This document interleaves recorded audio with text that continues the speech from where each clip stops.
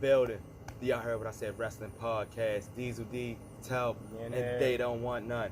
We here to talk about AEW's Fyter Fest Night 1. Yes, sir. Man, they had an action-packed card once again for that second Wednesday in July, and they gonna keep us rolling with a whole lot more Fyter Fest Night 2 next week. Let's get started. Our first match was for the IWGP United States Championship. The guy was back. John Moxley. Moxley. Trying to get the record for most IWGP title defenses for that title. He defended it against the machine gun, Carl Anderson of the Elite. Right off the back, Eddie Kingston attacked the big LG with a pipe. These guys went fighting off to the crowd. This left us with a good match. But at the end, nice paradigm shift from Moxley. He gets the W. How y'all feel about this match? Because they started off the first 30 seconds just nothing but forearms. Yeah. I really thought Carl Anderson was going to win. I did Moxley too. It was a pretty good match. Moxley had the belt too damn long. I thought he did. We're going to take it from maybe next week. Yay. We'll talk about that later. I thought it was a pretty hard-hitting match. Like Diesel just said, they started the back with a bunch of forearms. It was hella forearms throughout the match as well. It was just a bunch of spots where it was just some hard hits, and he was outside the ring for a good minute. But like you said, Mox still came out with the win. That paradigm shift. Still holding on to his 500+ day reign. Hey, doing the damn thing. But as Darn already told us, he may have another challenge, and he may have met his match next week. But we'll talk about this later. We'll cut to the back. We had Andrade El Idolo in the back, and he had one simple question: where is the Death Triangle? What's going on here? Which one he coming for? That's the question. Or is it? I think he wants to join. I think he's about to have a Death Squad. That's what I think. He going to join him? I actually think he's going to join him too. That's what I was thinking when he said that. They just had to make it look like he want trouble. But next was for the I can see that. It was for the unrecognized FTW Championship. You had Taz at ringside. It was absolutely. No, you had Taz on commentary. That's what you had. All right, yeah, he was at commentary. My apologies. You had absolutely Ricky Starks going up against the Machine, Brian Cage, for the FTW Championship. For some fucking reason, fucking Will Hobbs and Hook was at ringside. Just out there. I don't know why. This match started off a little slow, but it ended off decent. That's exactly what I said when I was watching. Yeah, once they started getting it going. When they got outside the ring, for some reason, Ricky Starks grabbed the title, and then Cage picked it up and threw it in a ring. But we get to the end. After an F5, Hook distracts the ref. After Hobbs initially stops Starks from using the belt, this time he hits Cage with the belt that helps Starks with a spear. They steal the FTW Championship from Cage. It looks like he's out of Team FTW. How you feel about this? This Team Taz debacle has been going on for weeks. For weeks. Almost months. Season the Machine departure. It's time. I ain't really doing nothing for him. The FTW title ain't really meaning nothing. He ain't really defending it. Well, that's the first time he defended it in like a couple of months. Yeah. So they ain't doing nothing with it. It's time for Brian Cage to move on. Crazy where they stole that from.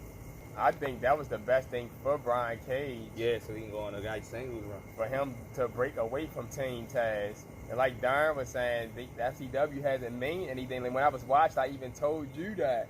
I said FTW don't really mean a thing. And I was also telling Darn that I want to what direction is Brian Cage headed in. But this is the 4th time I've seen Brian Cage lose a big match on a main show. I know Cage going to destroy all 3 of them. I don't know if he's going to get the title, but it's time for him to break away, though. But it's going to continue for a couple more weeks.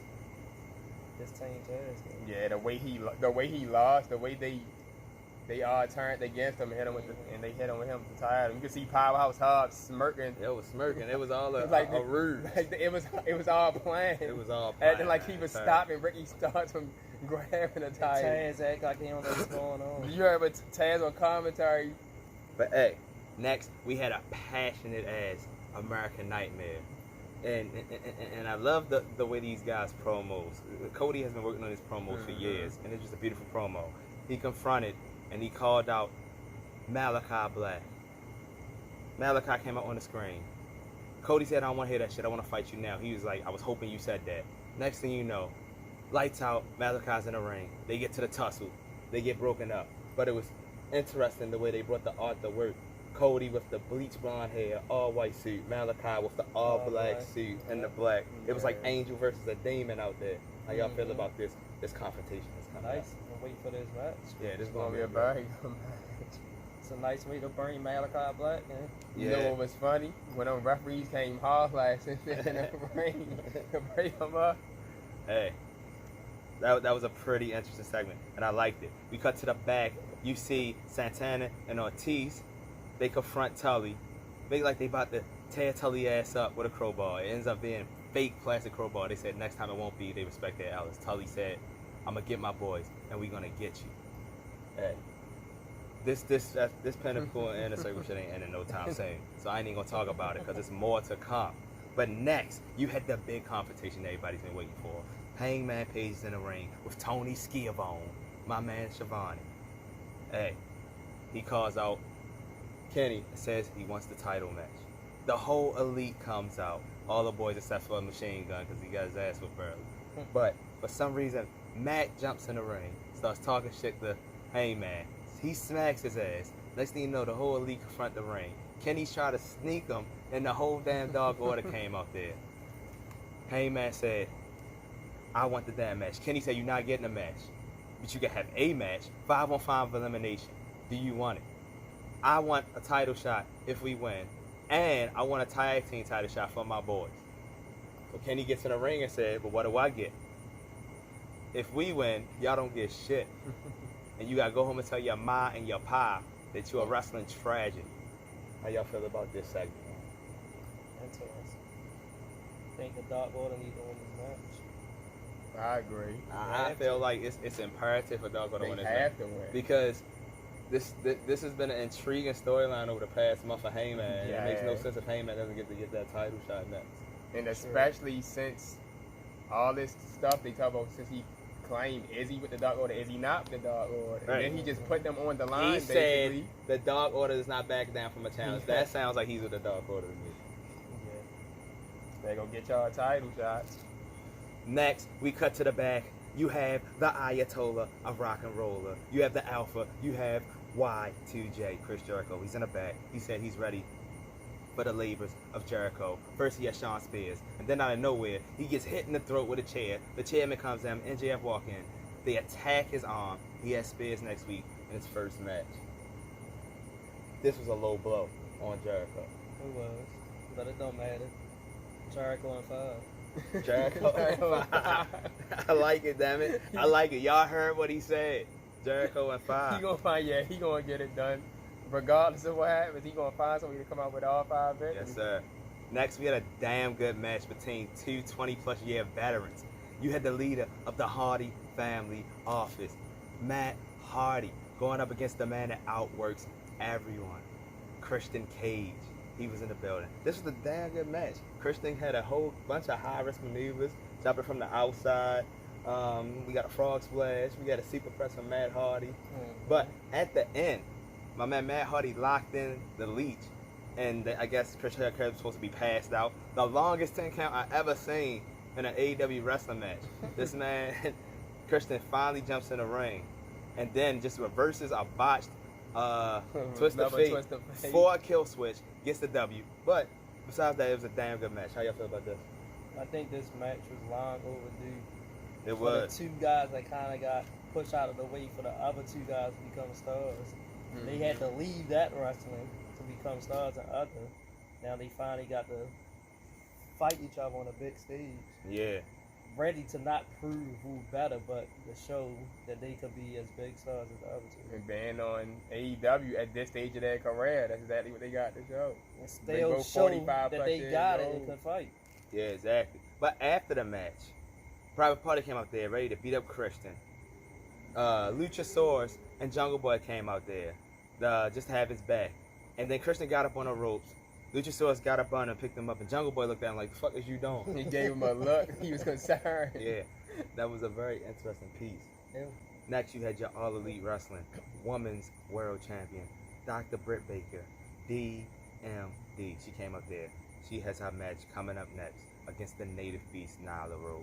And she let her know she ain't scared of shit. They showed her, Nyla and Vicky in the back, saying they was ready. But how do you feel with Nyla being Britt's first challenger? Tough.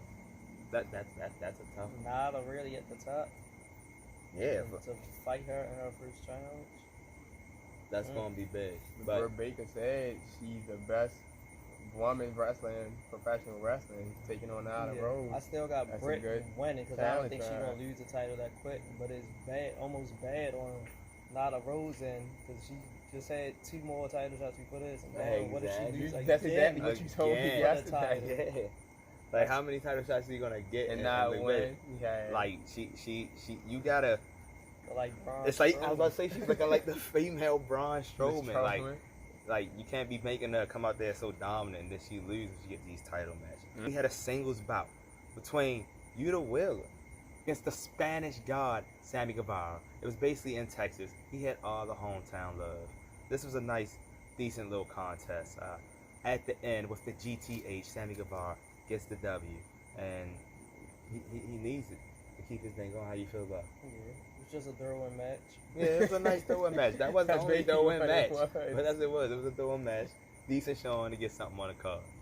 Mhm. But we cut to the back real quick. We show Mox. He's answering what Lance Archer said earlier. Lance Archer wants a Texas death match next week, Fyter Fest Week 2. It's time. Mox said, it doesn't matter. I survived you to get this motherfucker. I'll do it again. We have a Texas death match next week in Garland, Texas. I think this is going to be a good one. But next, another fill-in match for the women's division. You had Penelope Ford going up against Yuka Sakazaki, returning from that brutal injury Britt Baker caused her in her teeth almost 16 months ago. Another decent contest. At the end, with the magical girl splash, springboard splash, Yuka Sakazaki gets the W over Penelope Ford. And unless you're getting a push, I don't know what this win was for, but it was a good win for her. Yukazaki. It was a win for the rankings. Yeah. It went for the And she rankings. could get up there and get a title shot. Hey, nothing wrong with that. But your main event of the evening, first ever in AEW, it was a coffin match. It was all ego Ethan Page going up against Darby Allin. Start off the match, they bring the coffins out. They bring the coffin out, they walk it out, they place the flowers on there. The guys come out, they getting ready. As soon as the match starts, open the casket, who's in there? Scorpio fucking Sky, ready to cheat right off the back. But you know who was coming out for the win? It's Sting! Coming out to help Darby. He gets Scorpio Sky the hell out of there. This match continues. They get all the way to the crowd. Darby with the mean dive from the rafters. He ain't get it. They get back to the ring. They break the bottom rope apart. We get an eagle's edge onto some steel steps. It was brutal. They also used the hook of the ring on each other. But at the end, Darby Allin using the skateboard on fucking Eagle Page, puts him in the coffin, closes it, gets the W, but not until he puts the last coffin in it. He does a coffin drop through the coffin on the Eagle Page.